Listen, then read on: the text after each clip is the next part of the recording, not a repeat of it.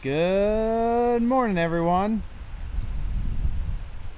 Look at how big the chickens are getting. These things are huge. You also got to appreciate the nice Amish craftsmanship of this chicken coop. The door was also nice before I cut it open to install the automated door so the chickens would get out at sunrise, not at whatever time I get out to open the door up. That should be pretty obvious. I don't think Amish people would use an electric door to open their chicken coops. O'Malley, leave the chickens alone. They're not here for you, buddy. Leave them alone. O'Malley's obviously a border collie, and he's a little bit on the crazy side. We're headed north of Mattoon to do a little land shaping. Some of you might recognize this rig from last fall. This Case 470 quad track and the Rome box scraper are what we are using to help a landowner do some land leveling or surfacing on a farm here north of Mattoon. Right out of the gate, I'm going to go ahead and address this now because it confused a lot of people last year when I helped with the same type of project. Yes, this is a farm that we acquired to farm this year.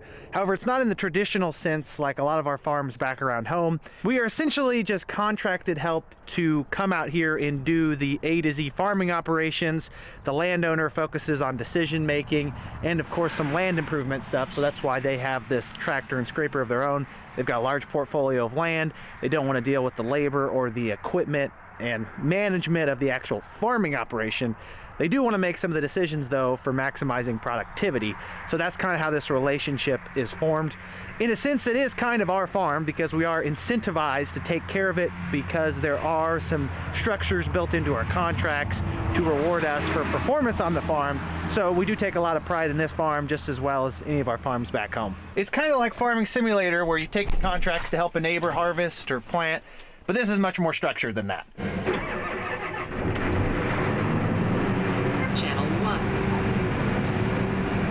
The system is already connected to the mothership with the base RTK set up over there. We are just waiting on the Trimble land leveling automation system to boot up so we can set a benchmark and start running. For those of you familiar with the area, Mattoon is to the southwest. We're kind of in between Mattoon and Charleston. That is Sarah Bush Lincoln Hospital, so the big hospital in Coles County here, and then Charleston's over there to the east. I might have to turn this on, I don't remember. Oh, yeah. Gotta turn it on, folks. Any kind of drainage work, whether it be tile installation or surface shaping, has to be sub-inch accuracy to get the water to flow correctly. Our field work with the combines and the planters, although we'd like it to be relatively close, has a pretty impressive room for error. This, you can't really have much error if you want it to work effectively, so you gotta have the base RTK station set up to triangulate you on a vertical plane. We've been benchmarking right here on the culvert entrance to the field, so we're gonna get back there and drop our blade down. Benchmarking is all about having a consistent location, so anytime you reboot the system, you know you're in the same spot. Now we drop her down, rest the box on the ground, pull the wheels up. Okay, then we go, where do we go, folks? Somewhere.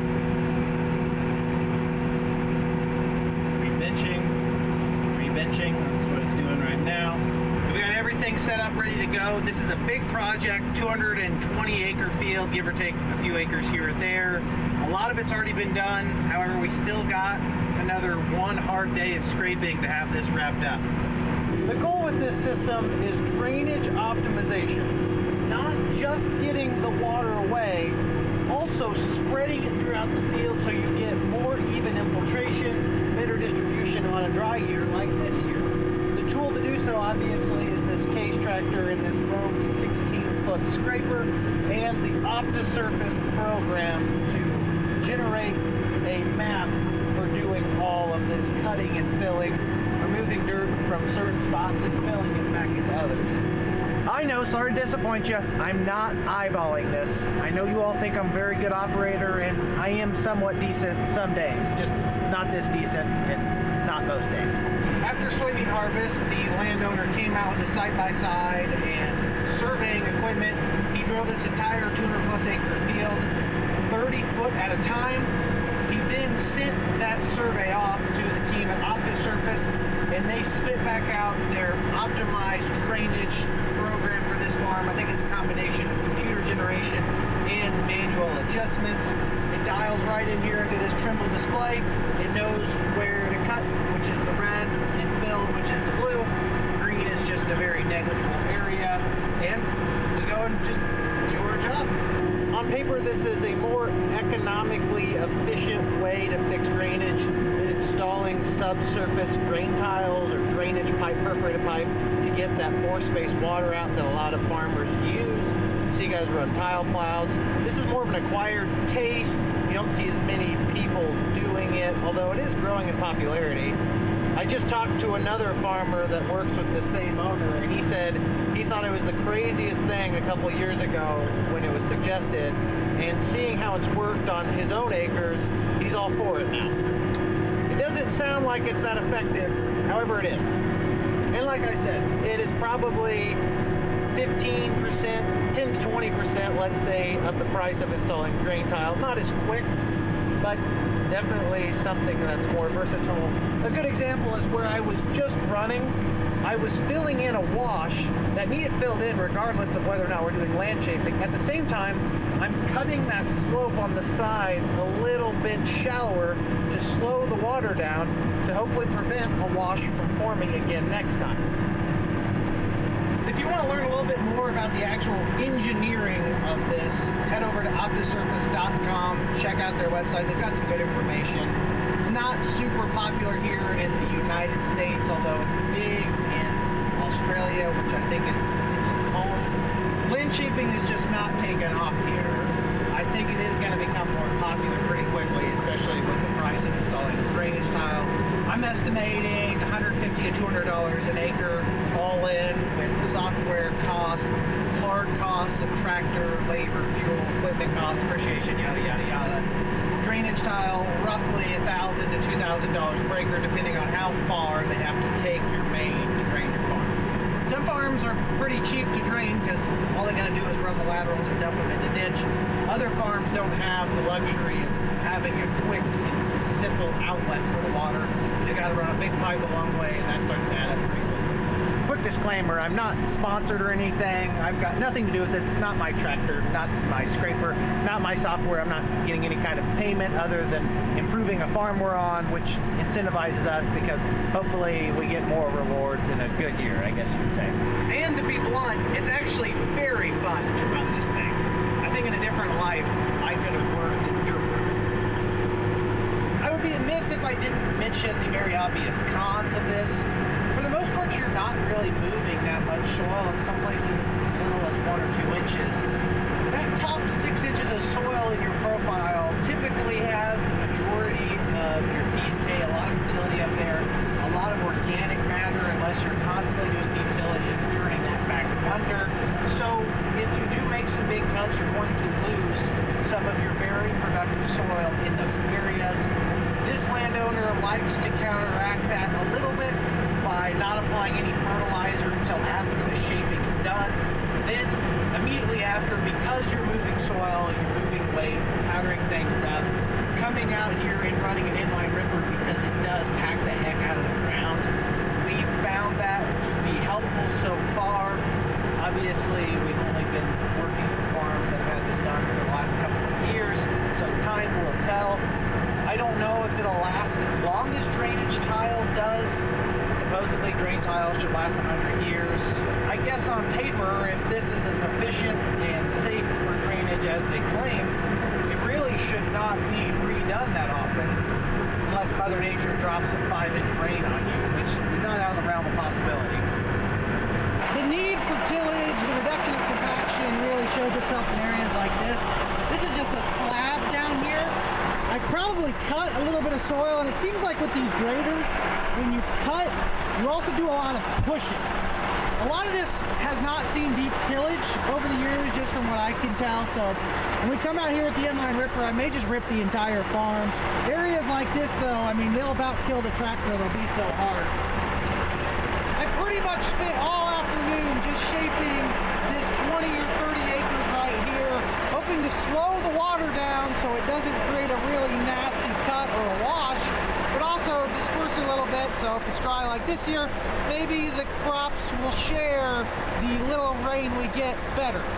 As an operator, the hardest part about running this, other than staying occupied and not falling asleep, is deciding how you're going to conquer each individual location.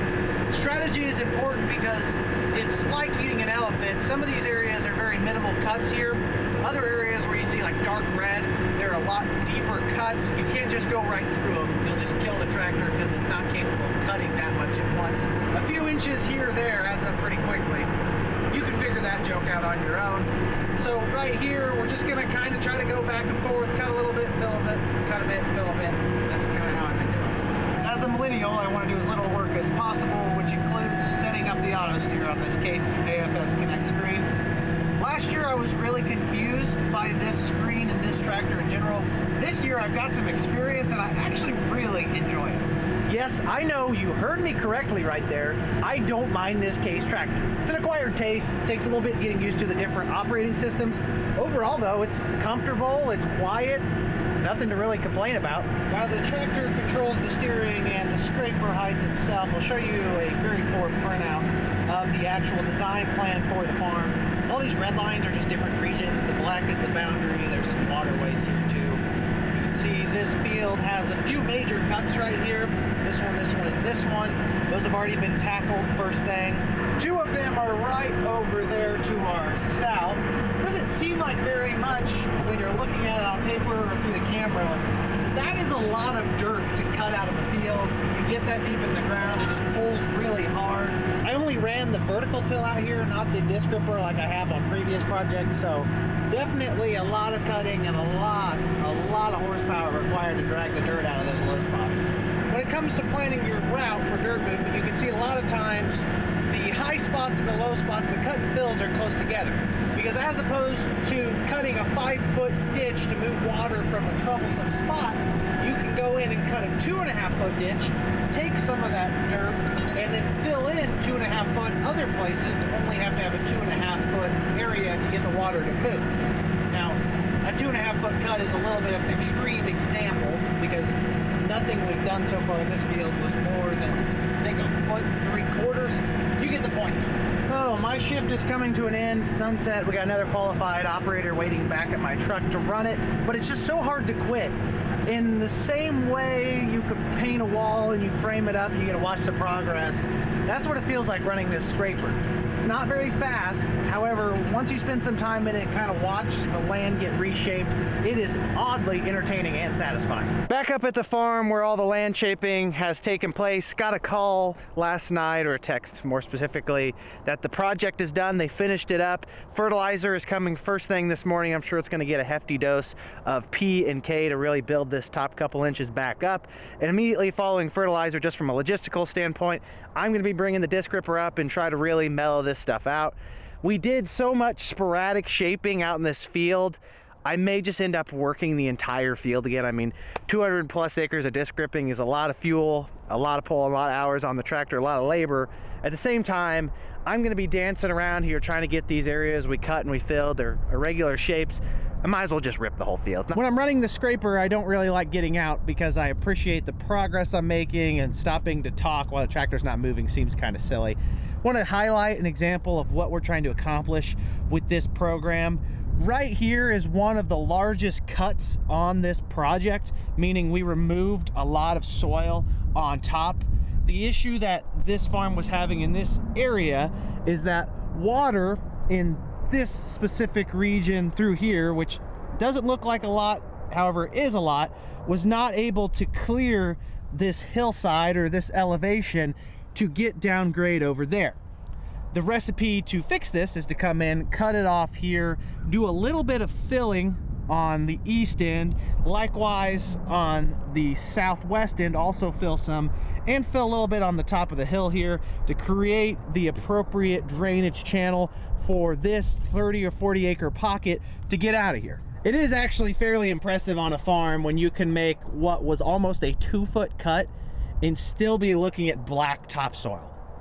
I don't think we're going to lose much out of that one right there. I mean, we had a lot of soil to work with, and it's going to benefit the farm overall, especially on soybeans, because soybeans do not like wet feet, and this area had wet feet because the water couldn't move.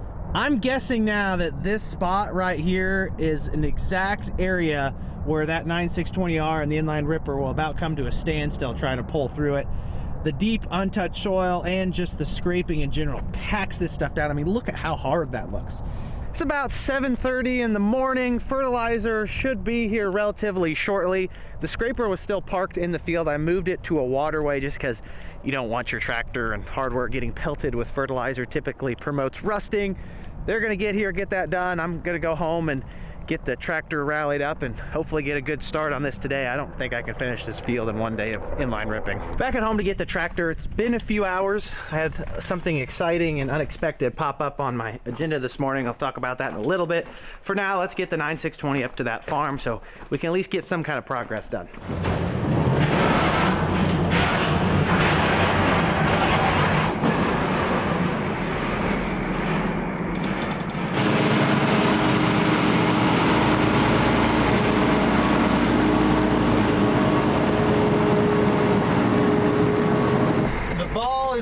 Northbound. Let's go rip up some dirt. Weather's getting a little dreary. I don't think there's a chance of rain. It's been fairly nice this last week or so. Cold weather's moving back in next week. Not a lot of rain in the forecast though. I've joked to multiple people with it being this late in the season, ground conditions still being so agreeable for almost anything you want to do. All of the tile guys are going to have brand new pickup trucks next year. They had to have laid hundreds of miles of drainage pipe, and I know their margin is fairly healthy on that when they're a custom tile layer, so they're probably having a good year financially.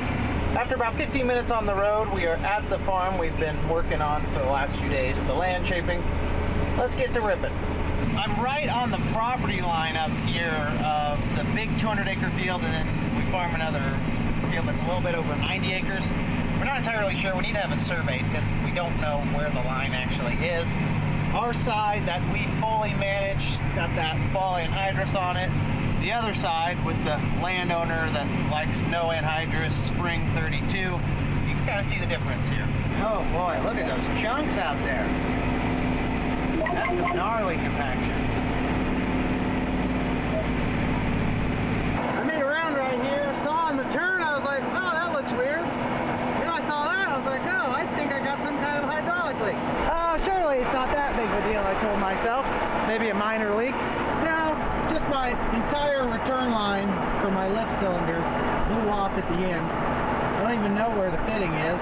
So every time it's been returning back from one of these cylinders, it's just dumping hydraulic oil on the ground. So yeah, I'm done doing tillage until I get that line fixed. I'll have to call Dad or Chris or someone to come get me, because although I have some tools, don't have a hydraulic line or a pickup truck to go get a hydraulic line.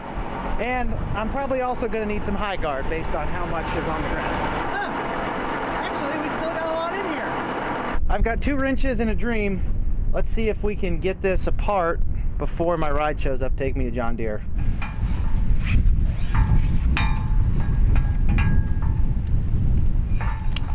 You can tell it's broken because it's broken on the end. Look at that. The fitting's not even on it anymore that plugs into the tractor. No clue where it is.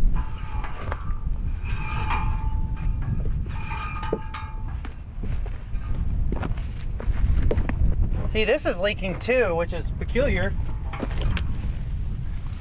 Bad batch of hose. It's the same hose. Both ends are leaking. Maybe they didn't fit it right when they put it on. It's not tight enough. Let's see. We're upside down. That's the wrong way.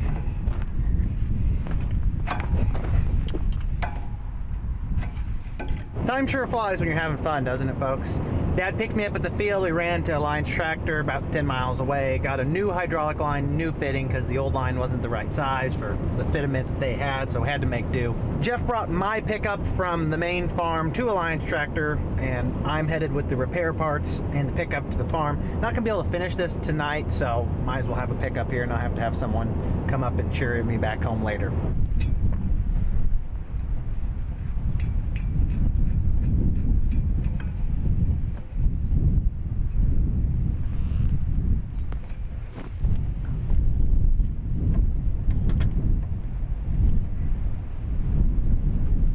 Zip ties are one of those things I found that is almost always useful to have nearby.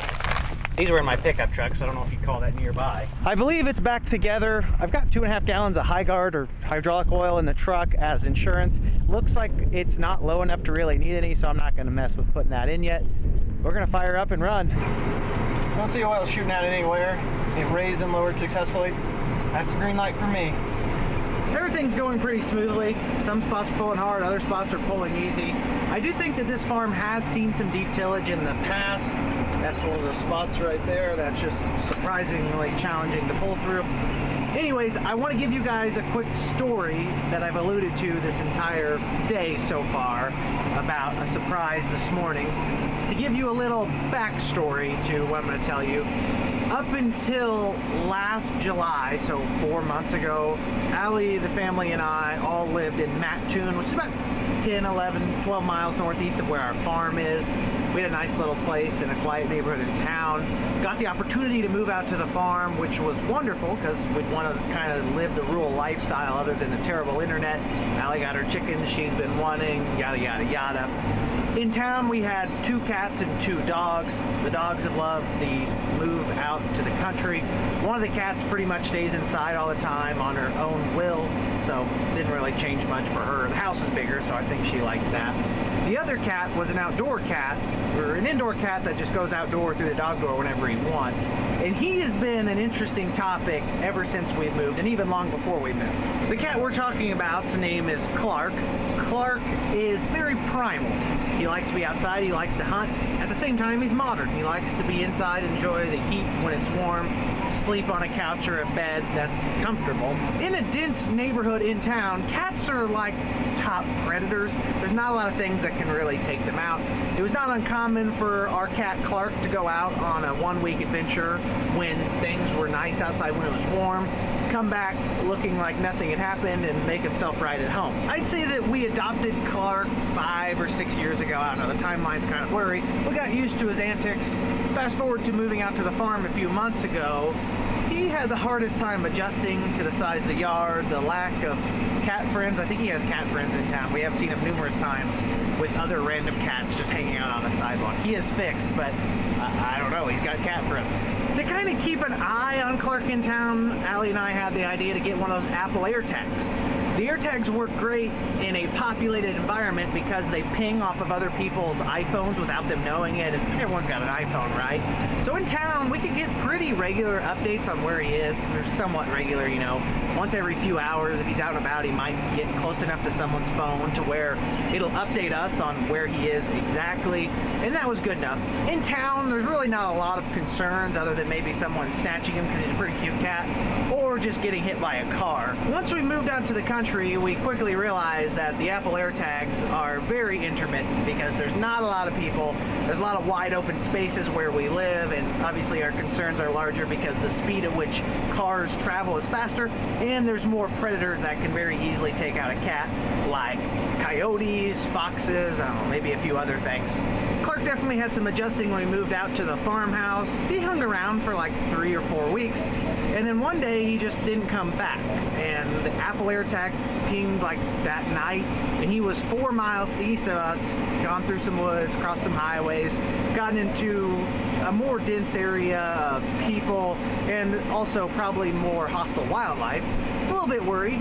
He showed back up like the next day, like nothing had happened, you know, just cat stuff.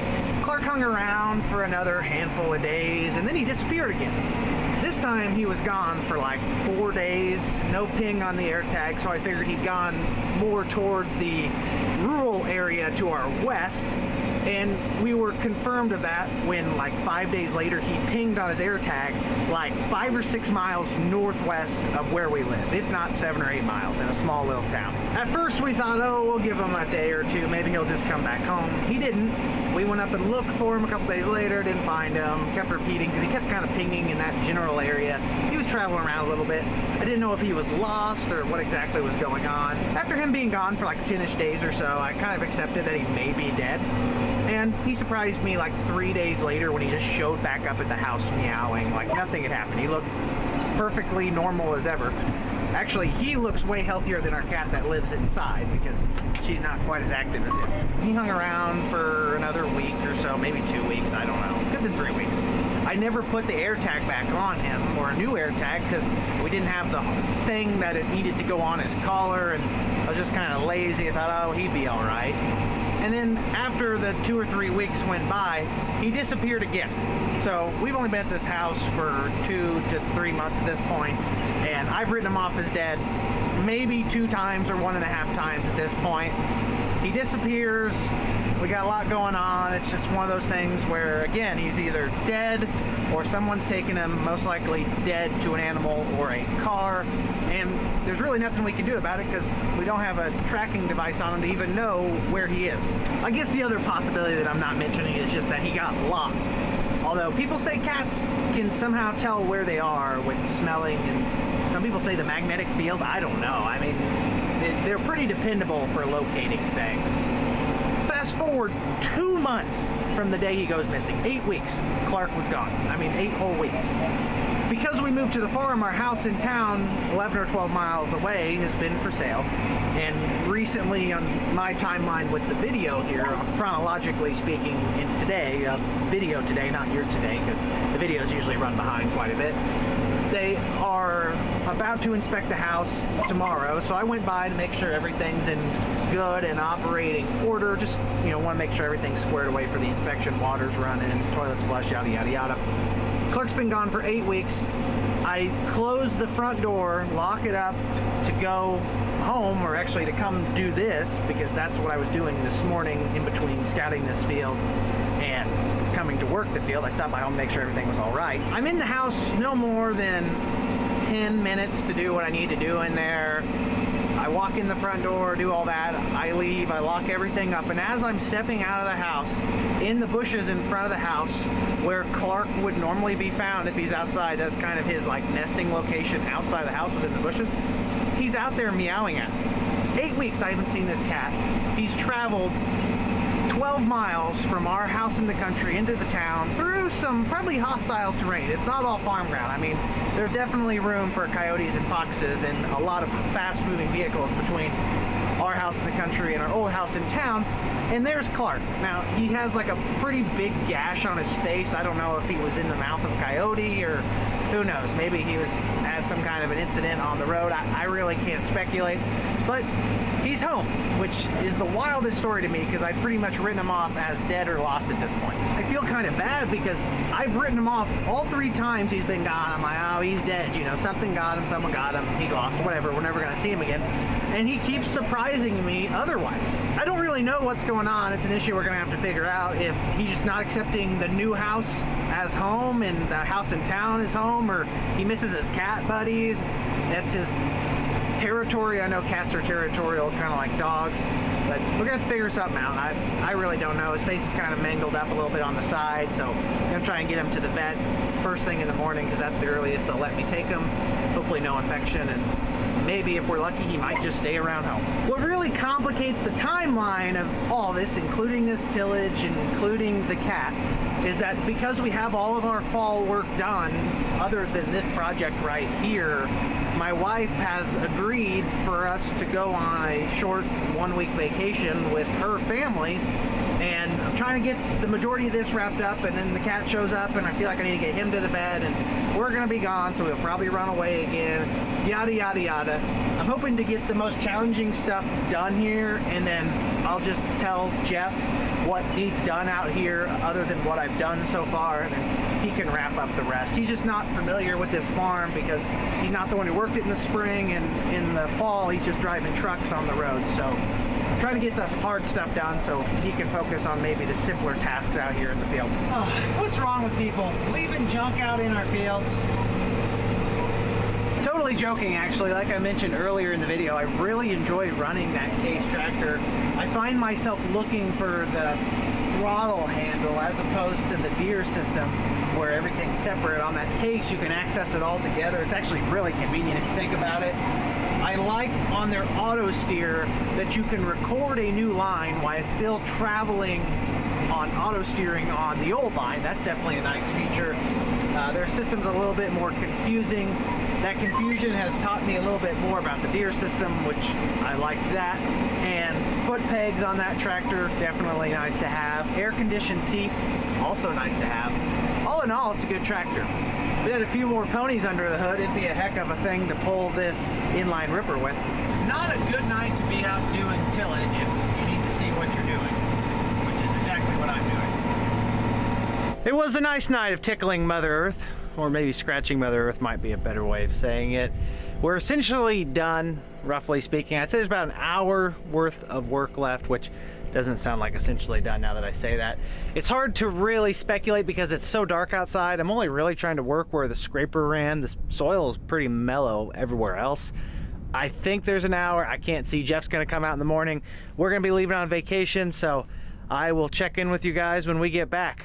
As always, I greatly appreciate every single one of you continuing to tune in and support the channel. Your viewership means the world to me. I'll catch you all in the next episode. Until then, make sure you like the video if you enjoyed it, subscribe if you want to see more, and comment down below if you have any questions. You know I love to talk about farming. Have a great night, everyone. Peace!